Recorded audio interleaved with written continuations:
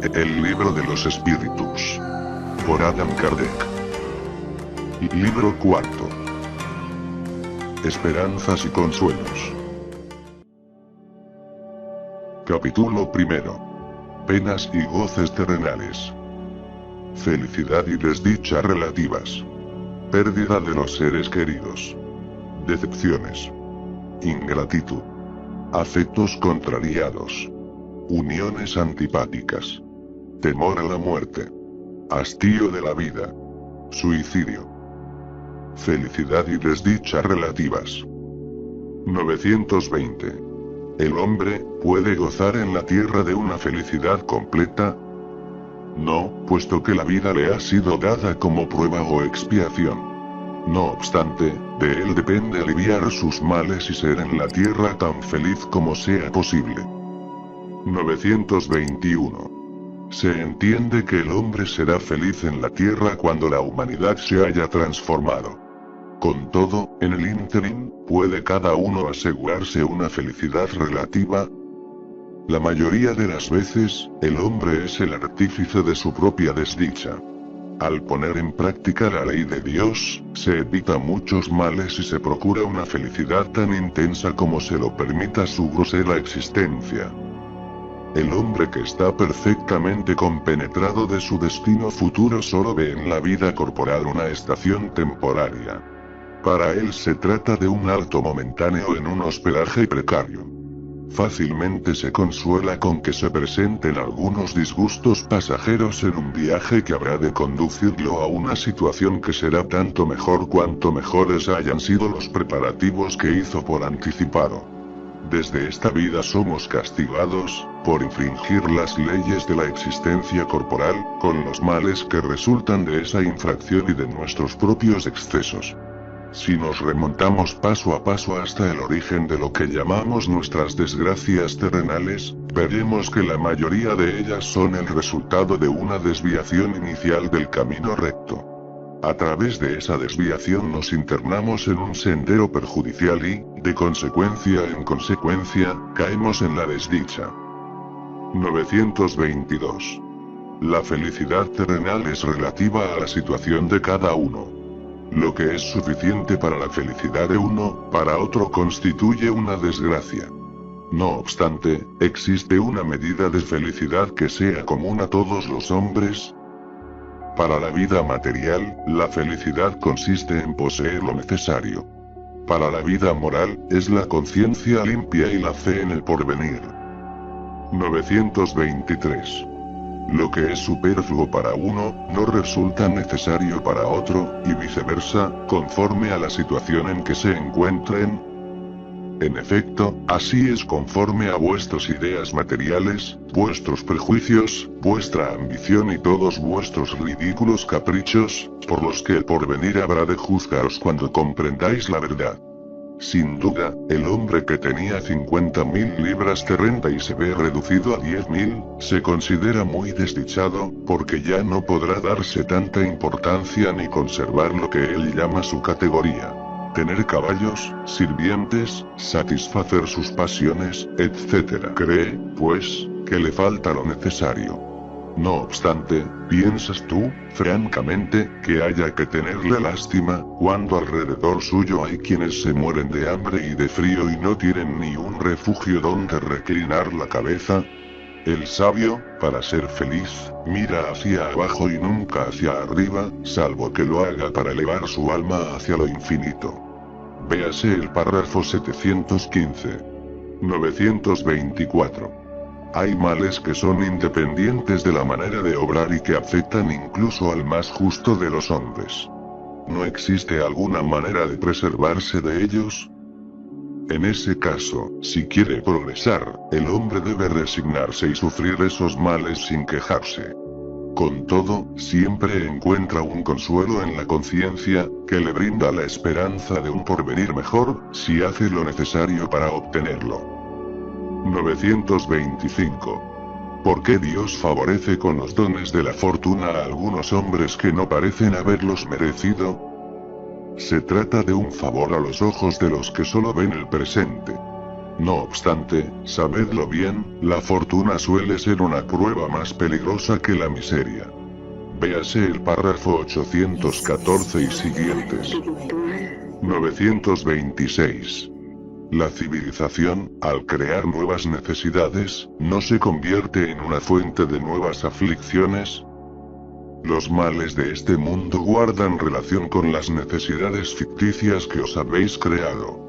El que sabe poner límite a sus deseos y observa sin envidia lo que está por encima de su posición, se evita muchos desengaños en esta vida.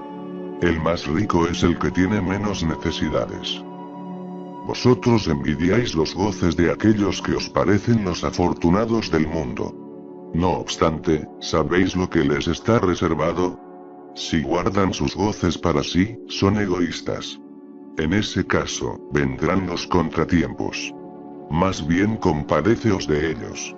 A veces Dios permite que el malvado prospere, pero su felicidad no es digna de envidia, pues habrá de pagarla con lágrimas amargas.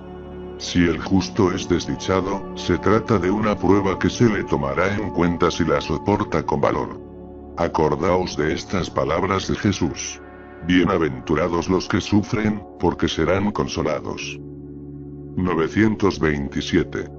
No cabe duda de que lo superfluo no es indispensable para la felicidad, pero no ocurre lo mismo con lo necesario.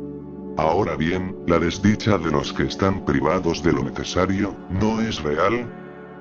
El hombre es verdaderamente desdichado cuando sufre la carencia de lo necesario para la vida y la salud del cuerpo. Esa privación tal vez se deba a su propia culpa, en cuyo caso solo debe quejarse de sí mismo. Si es por culpa de otros, la responsabilidad recaerá sobre quien haya causado dicha privación. 928. Es evidente que, de acuerdo con la especificidad de las aptitudes naturales del hombre, Dios nos señala nuestra vocación en este mundo. Muchos de nuestros males, no se deben a que no seguimos esa vocación. Es verdad. Además, los padres son quienes, por orgullo o avaricia, suelen apartar a sus hijos del camino que les trazó la naturaleza, con lo cual comprometen la felicidad de estos. Esos padres serán responsables de lo que hayan hecho. 928. En ese caso, ¿hallaríais justo que el hijo de un hombre que ocupa una elevada posición en el mundo fabricara zapatos, por ejemplo, si tuviera aptitud para ese oficio? No hace falta caer en el absurdo ni exagerar las cosas. La civilización tiene sus necesidades. ¿Por qué razón el hijo de un hombre que ocupa una elevada posición, como tú dices, habría de fabricar zapatos si puede hacer otra cosa? Siempre podrá ser útil en la medida de sus facultades, si no las aplica en sentido contrario. Así, por ejemplo, en vez de un mal abogado, tal vez pueda ser un muy buen mecánico, etc. La desviación de los hombres del círculo intelectual que les es propio constituye con toda seguridad una de las causas más frecuentes de decepción. La ineptitud para la carrera abrazada es una fuente inagotable de contratiempos. A eso se suma el amor propio, que impide al hombre que ha fracasado la búsqueda de recursos en una profesión más humilde, y le señala el suicidio como remedio extremo para eludir lo que considera una humillación. Si una educación moral lo hubiese elevado por encima de los absurdos prejuicios del orgullo, nunca habría sido tomado desprevenido. 929. Hay personas que al estar desprovistas de recursos, aun cuando la abundancia reina alrededor suyo, no tienen otra perspectiva más que la muerte. ¿Qué partido deben tomar? ¿Deben dejarse morir de hambre? El hombre nunca debe tener la idea de dejarse morir de hambre. Siempre encontraría un medio de alimentarse si el orgullo no se interpusiera entre la necesidad y el trabajo. Se suele decir que no hay oficio indigno, y que no es la profesión lo que deshonra. Con todo, eso se dice para los demás y no para uno mismo. 930. Es evidente, que si no fuera por los prejuicios sociales por los que nos dejamos dominar, siempre encontraríamos algún trabajo que nos ayudara a vivir, aunque tuviéramos que renunciar a nuestra posición. No obstante, entre las personas que no tienen prejuicios, o que los dejan a un lado, no las hay que se hallan imposibilitadas de satisfacer sus necesidades, como consecuencia de enfermedades o de otras causas independientes de su voluntad. En una sociedad organizada conforme a la ley de Cristo, nadie debe morirse de hambre. Con una organización social sabia y previsora, el hombre solo puede carecer de lo necesario por su propia culpa. No obstante, sus faltas suelen ser el resultado del medio en que se encuentra. Cuando el hombre practique la ley de Dios, logrará un orden social basado en la justicia y en la solidaridad, y él mismo también será mejor. Véase el párrafo 793. 931. Porque, en la sociedad, las clases sufridoras abundan más que las felices. Ninguna clase es feliz por completo. Además, lo que consideráis felicidad suele ocultar punzantes penas. En todas partes existe el sufrimiento. Sin embargo, para responder a tu idea, diré que las clases que tú llamas sufridoras son más abundantes porque la tierra es un lugar de expiación. Cuando el hombre haya hecho de ella la morada del bien y de los espíritus buenos, ya no será desdichado. La tierra será para él el paraíso terrenal. 932. Porque, en el mundo, los malvados ejercen por lo general mayor influencia que los buenos, por la debilidad de los buenos. Los malvados son intrigantes y audaces. Los buenos son tímidos. Cuando estos se decidan, lograrán imponerse. 933. Dado que el hombre suele ser el artífice de sus padecimientos materiales, ¿ocurre lo mismo con los padecimientos morales? Más aún, pues los padecimientos materiales son a veces independientes de la voluntad. Con todo, el orgullo herido, la ambición frustrada, la ansiedad de la avaricia, la envidia, los celos, en una palabra, todas las pasiones, son tormentos del alma. La envidia y los celos. Dichosos los que no conocen esos dos gusanos devoradores. Con la envidia y los celos no hay calma ni reposo posibles para quien padece ese mal. Los objetos de su codicia, de su odio, de su despecho, se yerguen ante él como fantasmas que no le dan tregua y lo persiguen incluso en sueños. El envidioso y el celoso se encuentran en un estado de fiebre continua. ¿Acaso es esa una situación deseable? ¿No comprendéis que con esas pasiones el hombre se crea suplicios voluntarios y la tierra se convierte para él en un verdadero infierno? Muchas expresiones pintan vigorosamente los efectos de algunas pasiones. Se dice, hinchado de orgullo, morirse de envidia, consumido por los celos o el despecho, amargarse la bebida y la comida, etc. Tales cuadros reflejan fielmente la realidad. Incluso, los celos no tienen un objeto determinado. Hay personas que son celosas por naturaleza y que sienten celos por todo lo que se destaca y por todo lo que está fuera de lo común, aunque no tengan ningún interés directo en ello, sino tan solo porque no pueden conseguirlo. Todo lo que les parece que está por encima del horizonte las ofusca, y si fueran mayoría en la sociedad pretenderían rebajarlo todo a su nivel. Son los celos conjugados con la mediocridad. A menudo, el hombre es desgraciado debido a la importancia que atribuye a las cosas de la tierra. La vanidad, la ambición y la codicia frustradas son la causa de su desdicha. En cambio, si se ubica por encima del estrecho círculo de la vida material y eleva sus pensamientos hacia lo infinito, que es su destino, las vicisitudes de la humanidad le parecen entonces mezquinas y pueriles, tal como la tristeza del niño que se aflige por la pérdida de un juguete que era toda su felicidad.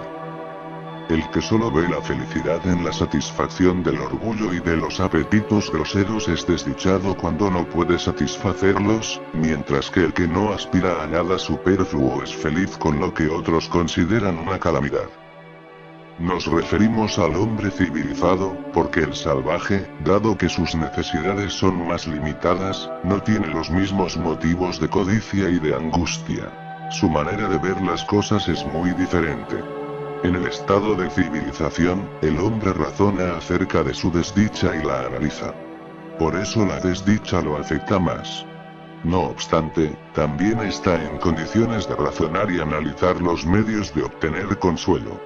Entonces encuentra ese consuelo en el sentimiento cristiano, que le brinda la esperanza de un porvenir mejor. Así como en el espiritismo, que le brinda la certeza de ese porvenir. Pérdida de los seres queridos. 934. La pérdida de los seres que amamos, no es una de las que ocasionan las penas más legítimas, por tratarse de una pérdida irreparable e independiente de nuestra voluntad. Esa causa de pesar alcanza tanto al rico como al pobre. Es una prueba o expiación, y la ley es común a todos. No obstante, es un consuelo el que podáis comunicaros con vuestros amigos por los medios de que disponéis, hasta que tengáis otros más directos y más accesibles a vuestros sentidos. 935.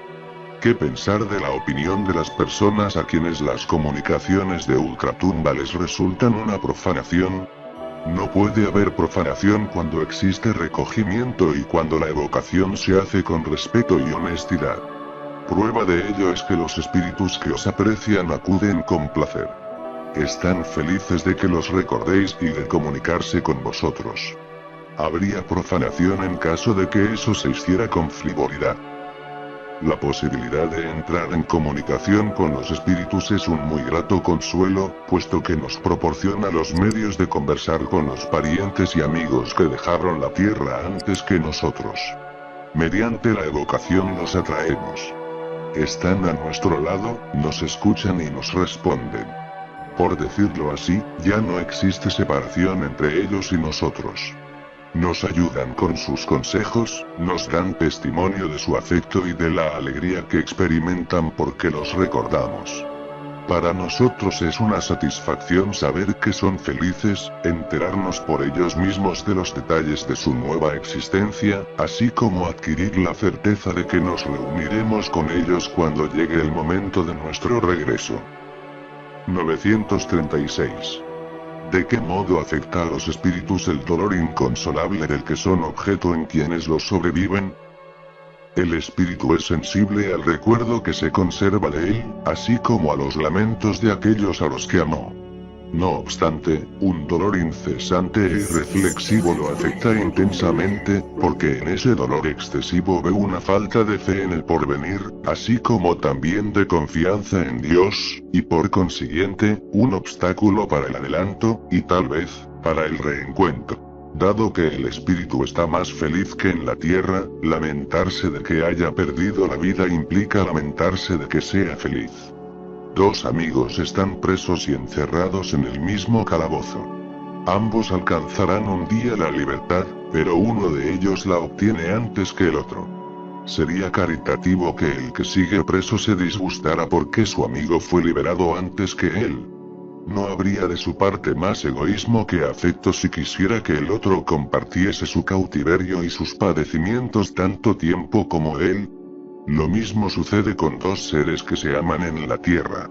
El que parte primero es el que se libera primero, y debemos felicitarlo por eso, mientras esperamos pacientemente el momento en que también nosotros seremos libres. Al respecto, haremos otra comparación. Tenéis junto a vosotros a un amigo que se encuentra en una situación muy penosa. Su salud o sus intereses le exigen que viaje a otro país, donde estará mejor en todos los aspectos. Durante un tiempo ya no permanecerá a vuestro lado, aunque mantendréis correspondencia con él. De modo que la separación solo será material. Os sentiríais disgustados por su alejamiento, puesto que es para su bien. La doctrina espírita, tanto por las pruebas patentes que proporciona acerca de la vida futura, de la presencia alrededor nuestro de los que hemos amado, de la continuidad de su afecto y su solicitud, como por las relaciones que nos permite establecer con ellos, nos ofrece un consuelo supremo para una de las causas más legítimas de dolor. Con el espiritismo ya no hay soledad ni abandono. Por más aislado que esté un hombre, siempre tendrá amigos cerca de él, con los que podrá comunicarse. sobrellevamos con impaciencia las tribulaciones de la vida.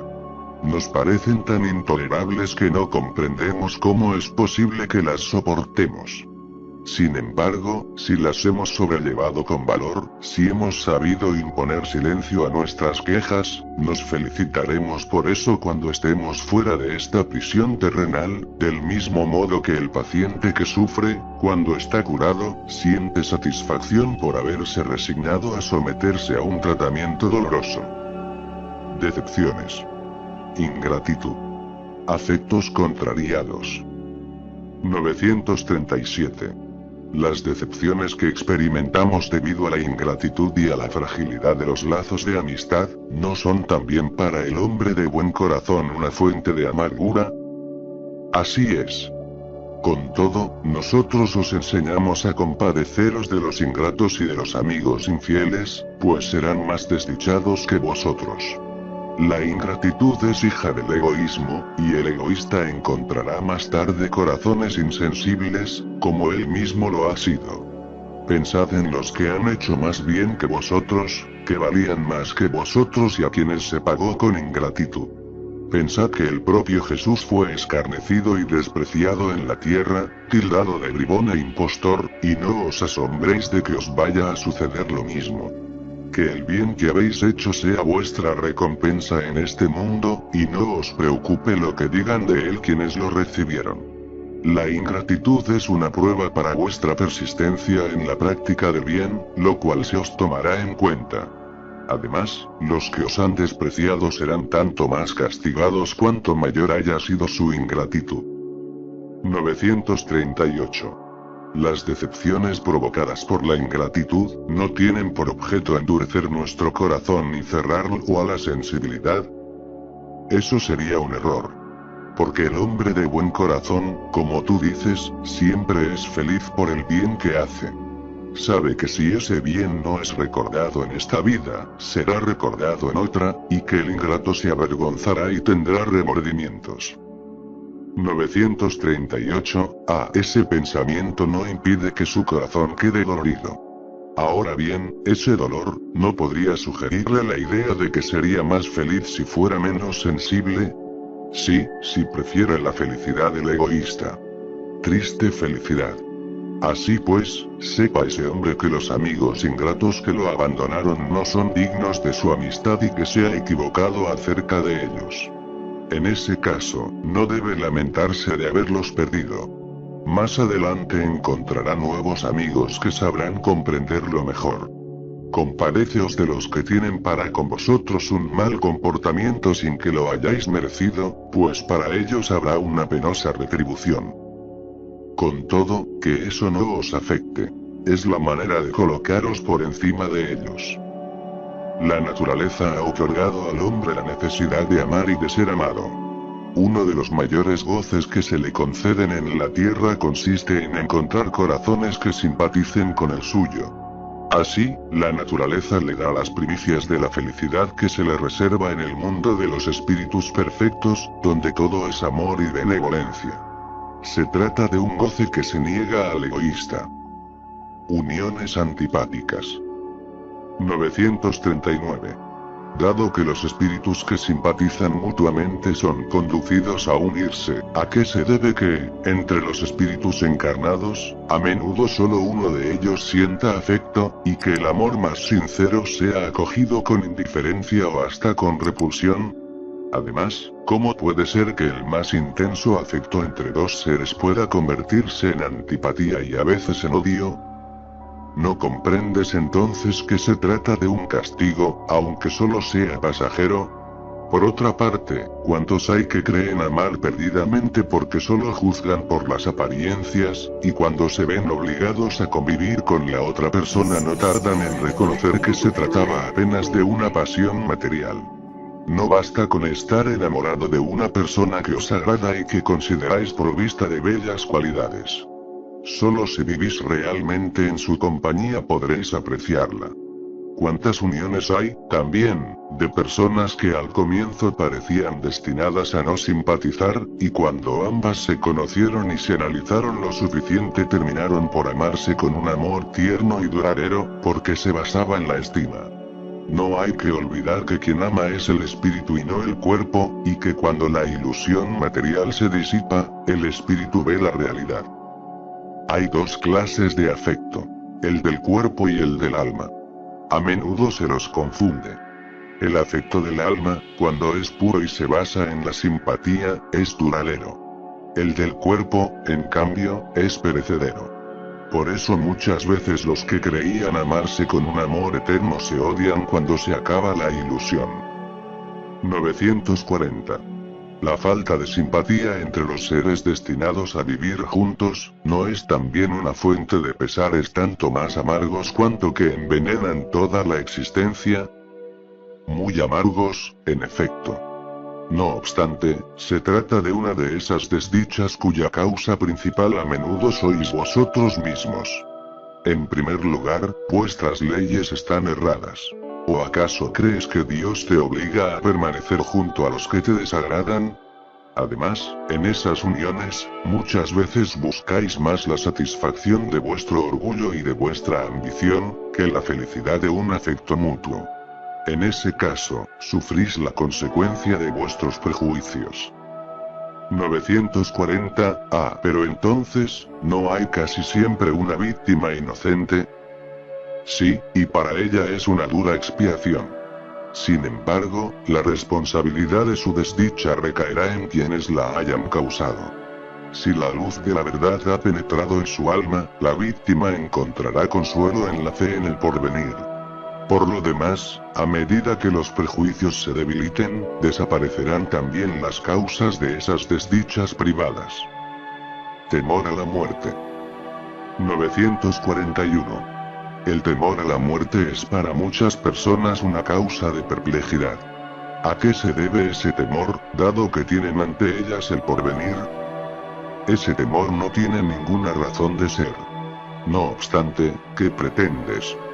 Cuando son jóvenes se intenta persuadirlas de que existe un infierno y un paraíso, pero se les dice que es casi seguro que irán al infierno, porque lo que está en la naturaleza es un pecado mortal para el alma. Entonces, cuando llegan a ser adultas, si tienen un poco de juicio no pueden admitir una cosa semejante, y se vuelven ateas o materialistas. Así es como se las induce a creer que fuera de la vida presente no hay nada más. En cuanto a las que persistieron en sus creencias de la infancia, le temen a ese fuego eterno que habrá de quemarlas sin consumirlas. La muerte no inspira en el justo ningún temor, porque con la fe tiene la certeza del porvenir. La esperanza le hace aguardar una vida mejor. Y la caridad, cuya ley ha puesto en práctica, le confiere la seguridad de que en el mundo al que va a ingresar no encontrará ningún ser a cuya mirada deba temerle. Véase el párrafo 730. El hombre carnal, más apegado a la vida corporal que a la espiritual, experimenta en la tierra penas y goces materiales. Su felicidad consiste en la satisfacción efímera de sus deseos. Su alma, constantemente preocupada y afectada por las vicisitudes de la vida, se mantiene en un estado de ansiedad y de tortura perpetuas. La muerte lo espanta porque duda de su porvenir y cree que habrá de dejar en la tierra todos sus afectos y esperanzas. El hombre moral, en cambio, que se ha elevado por encima de las necesidades ficticias creadas por las pasiones, experimenta desde este mundo goces que el hombre material no conoce. La moderación de sus deseos otorga a su espíritu calma y serenidad. Feliz con el bien que hace, para él no hay decepciones, y las contrariedades pasan por su alma sin dejar en ella ninguna impresión dolorosa. 942. No parecerá a algunas personas que esos consejos para ser feliz en la tierra son un tanto banales. No verán en ellos lo que llaman lugares comunes, verdades trilladas. No dirán que, en definitiva, el secreto para ser feliz consiste en saber soportar la propia desdicha. Habrá quienes digan eso, y serán muchos. No obstante, ocurre con las personas lo que con algunos enfermos a los que el médico prescribe una dieta. Querrían curarse sin remedios y sin abandonar los excesos en las comidas y las bebidas. Hastío de la vida. Suicidio. 943. ¿A qué se debe el hastío de la vida que se apodera de algunos individuos, sin motivos plausibles? Efecto de la ociosidad, de la falta de fe, y a menudo, de la saciedad. Para el que ejerce sus facultades con un objetivo útil y conforme a sus aptitudes naturales, el trabajo no tiene nada de árido y la vida transcurre más rápidamente. Soporta las vicisitudes con mayor paciencia y resignación, a medida que obra con miras a la felicidad más sólida y duradera que lo aguarda. 944. ¿El hombre tiene derecho a disponer de su propia vida? No. Solo Dios tiene ese derecho. El suicidio voluntario es una transgresión de esa ley. 944. ¿El suicidio no es siempre voluntario? El loco que se mata no sabe lo que hace. 945. ¿Qué pensar del suicidio cuya causa es el hastío de la vida? Insensatos. ¿Por qué no trabajaron? La existencia no les habría resultado tan pesada. 946. ¿Qué pensar del suicidio cuyo objetivo es escapar de las miserias y de las decepciones de este mundo? Pobres espíritus, que no tienen valor para soportar las miserias de la existencia. Dios ayuda a los que sufren, pero no a los que no tienen fuerza ni valor. Las tribulaciones de la vida son pruebas o expiaciones. Dichosos los que las soportan sin quejarse, pues serán recompensados. Desgraciados, en cambio, los que esperan su salvación de lo que, en su impiedad, llaman acaso o fortuna. El acaso o la fortuna, para servirme de su lenguaje, pueden, en efecto, favorecerlos por un instante, pero para hacerles sentir más tarde y con mayor crueldad el vacío de esas palabras. 946. Los que han inducido al desdichado a ese acto de desesperación, sufrirán las consecuencias. Desdichados. Tendrán que dar cuenta de eso como si se tratara de un asesinato. 947. El hombre que se enfrenta con la necesidad y se deja morir de desesperación, ¿puede ser considerado un suicida? Es un suicida, pero los que causaron esa situación, o que podrían haberla remediado, son más culpables que él. A él lo espera la indulgencia. Con todo, no creáis que será absuelto por completo si careció de firmeza y de perseverancia, y si no se valió de su inteligencia para salir del atolladero. Desdichado. Sobre todo, si su desesperación nace del orgullo. Quiero decir, si es uno de esos hombres en quienes el orgullo paraliza los recursos de la inteligencia, que se ruborizarían de deber su existencia al trabajo de sus manos, y que prefieren morirse de hambre antes de renunciar a lo que ellos llaman su posición social. ¿Acaso no hay 100 veces más grandeza y dignidad en luchar contra la adversidad, en desafiar a la crítica de un mundo fútil y egoísta, que solo demuestra buena voluntad con aquellos que no carecen de nada, pero os da la espalda tan pronto como necesitáis de él? Sacrificar la propia vida por la estima de ese mundo es una estupidez, puesto que en él no se la tiene en cuenta en absoluto. 948. El suicidio cuyo objetivo reside en escapar de la vergüenza de una mala acción, es tan reprensible como el causado por la desesperación. El suicidio no borra la falta. Quien incurre en él, suma otra falta a la anterior. Cuando se tuvo valor para hacer el mal, también se lo debe tener para sufrir sus consecuencias. Dios juzga, y a veces, según la causa, puede atenuar el rigor de su justicia. 949. El suicidio es excusable cuando el objetivo de quien lo comete es impedir que la vergüenza recaiga sobre los hijos o la familia. Quien actúa de ese modo no hace bien. Con todo, como cree lo contrario, Dios se lo toma en cuenta, pues se trata de una expiación que el suicida se impone a sí mismo. La intención atenúa la falta, pero no por eso deja de haber falta. Por otra parte, cuando hayáis abolido los abusos de vuestra sociedad y vuestros prejuicios, ya no tendréis esa clase de suicidios. El que se quita la vida para evitarse la vergüenza de una mala acción, prueba que tiene más aprecio por la estima de los hombres que por la de Dios, pues habrá de ingresar en la vida espiritual cargado con sus inquietudes. Además, se ha privado de los medios de rescatarlas durante la vida. Dios suele ser menos inexorable que los hombres. Perdona el arrepentimiento sincero y toma en cuenta la reparación. El suicidio no repara nada. 950. ¿Qué pensar del que se quita la vida con la esperanza de llegar más pronto a una vida mejor? Otra locura.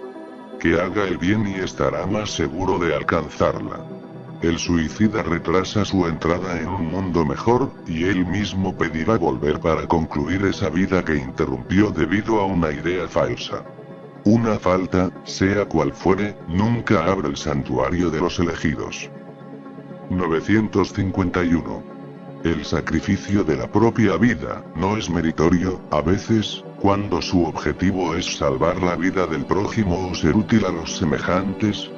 Eso es sublime, según la intención, y en ese caso el sacrificio de la propia vida no es suicidio. Sin embargo, Dios se opone a un sacrificio inútil, y no puede verlo con agrado cuando lo empaña el orgullo. Un sacrificio solo es meritorio por el desinterés, y el que lo lleva a cabo tiene, a veces, una segunda intención que disminuye su valor ante Dios. Todo sacrificio hecho a expensas de la propia felicidad es un acto altamente meritorio ante Dios, porque consiste en la práctica de la ley de caridad. Ahora bien, dado que la vida es el bien terrenal que más aprecia al hombre, el que renuncia a ella por el bien de sus semejantes no comete un atentado, sino que lleva a cabo un sacrificio. No obstante, antes de hacerlo, debe reflexionar acerca de si su vida no podría ser más útil que su muerte. 952. El hombre que perece víctima del abuso de pasiones que sabe que habrán de apresurar su fin, pero a las que ya no puede resistir porque el hábito las ha convertido en verdaderas necesidades físicas, comete un suicidio. Se trata de un suicidio moral. ¿No comprendéis que en ese caso el hombre es doblemente culpable? En él hay falta de valor y bestialidad. Además, hay olvido de Dios. 952. Es más culpable que el que se quita la vida por desesperación. Es más culpable, pues ha tenido tiempo de razonar su suicidio. En el que lo comete instantáneamente, hay a veces una especie de extravío, que se parece a la locura. El otro será castigado mucho más, porque las penas siempre son proporcionales a la conciencia que se tiene de las faltas cometidas. 953. Cuando una persona ve que le aguarda una muerte inevitable y terrible, es culpable de abreviar unos instantes sus padecimientos mediante una muerte voluntaria. Siempre se es culpable de no aguardar el término que Dios ha fijado. Por otra parte, se está seguro de que ese término ha llegado, a pesar de las apariencias. ¿No se podría recibir un auxilio inesperado en el último momento? 953. Se entiende que en circunstancias ordinarias el suicidio sea reprensible, pero supongamos un caso en que la muerte sea inevitable y la vida se abrevie solo unos instantes. Siempre es falta de resignación y de sumisión a la voluntad del Creador. 953. En ese caso, ¿cuáles son las consecuencias de esa acción? Una expiación proporcional a la gravedad de la falta, según las circunstancias, como siempre. 954. Una imprudencia que comprometa la vida sin necesidad, ¿es reprensible? No hay culpabilidad cuando no hay intención o conciencia positiva de hacer el mal. 955. Las mujeres que en algunos países se arrojan voluntariamente sobre las piras donde arden los cadáveres de sus maridos, pueden ser consideradas suicidas. Además, sufren las consecuencias de esa acción. Obedecen a un prejuicio, y suelen hacerlo más por la fuerza que por su propia voluntad. Creen que cumplen un deber, y esa no es la característica del suicidio. Su excusa radica en la nulidad moral de la mayoría de ellas, así como en su ignorancia. Esas costumbres bárbaras y estúpidas desaparecen ante la civilización. 956. Aquellos que, dado que no pueden soportar la pérdida de los seres queridos, se quitan la vida con la esperanza de ir a su encuentro, alcanzan su objetivo. Para ellos, el resultado es muy diferente del que esperan. En lugar de reunirse con el objeto de su afecto, se alejan de él por mucho más tiempo, pues Dios no puede recompensar un acto de cobardía, ni el insulto que se le dirige al dudar de su providencia. Pagarán ese instante de locura con penas más graves que las que creen abreviar. Y no tendrán, para compensarlas, la satisfacción que esperaban. Véase el párrafo 934 y siguientes. 957. ¿Cuáles son, en general, las consecuencias del suicidio para el estado del espíritu? Las consecuencias del suicidio son muy diversas. No hay penas fijas. Y en todos los casos, siempre son relativas a las causas que lo ocasionaron. Con todo, una consecuencia de la que el suicida no puede escaparse es la contrariedad. Por lo demás, la suerte no es la misma para todos, sino que depende de las circunstancias. Algunos expían su falta de inmediato. Otros lo hacen en una nueva existencia, que será peor que aquella cuyo curso interrumpieron. La observación muestra, en efecto, que las consecuencias del suicidio no siempre son las mismas. No obstante, las hay que son comunes a todos los casos de muerte violenta y resultan de la interrupción brusca de la vida. Se trata, en primer lugar, de la persistencia más prolongada y tenaz del lazo que une el espíritu al cuerpo, dado que ese lazo casi siempre posee toda su fuerza en el momento en que se quiebra. Mientras que en la muerte natural se debilita gradualmente y suele estar desatado antes de que la vida se extinga por completo. Las consecuencias de ese estado de cosas son la prolongación de la turbación espírita y, luego, la ilusión que durante un tiempo más o menos prolongado induce al espíritu a creer que aún forma parte de los vivos. Véanse los párrafos 155 y 165. La afinidad que persiste entre el espíritu y el cuerpo produce, en algunos suicidas, una especie de repercusión del estado del cuerpo en el espíritu. Así, el espíritu siente, a pesar suyo, los efectos de la descomposición, y experimenta una sensación llena de angustia y de horror. Ese estado puede persistir tanto tiempo como debería haber durado la vida que esos suicidas interrumpieron. Dicho efecto no es general. Con todo, en ningún caso el suicida se libra de las consecuencias de su falta de valor, y tarde o temprano expía su falta de un modo u otro. Así, algunos espíritus, que han sido muy desdichados en la tierra, dijeron que se habían suicidado en la existencia anterior y que voluntariamente se sometieron a nuevas pruebas para intentar soportarlas con mayor resignación. En algunos, la prueba consiste en una especie de apego a la materia, de la que en vano tratan de desembarazarse para volar hacia mundos mejores, pero en los que el acceso les está vedado. En la mayoría, es el pesar de haber hecho algo inútil, puesto que con eso solo experimentan decepción. La religión, la moral, todas las filosofías condenan el suicidio como contrario a la ley natural. Todas nos dicen, en principio, que nadie tiene el derecho de abreviar voluntariamente su propia vida. Pero ¿por qué no tenemos ese derecho? ¿Por qué no somos libres de poner término a nuestros padecimientos? Estaba reservado al espiritismo demostrar, con el ejemplo de los que sucumbieron, que el suicidio no solo es una falta entendida como infracción a una ley moral, consideración de poco peso para algunos individuos, sino también un acto estúpido, puesto que con él no se gana nada, sino todo lo contrario. El espiritismo no nos enseña esto en teoría, sino con los hechos que presenta ante nuestros ojos.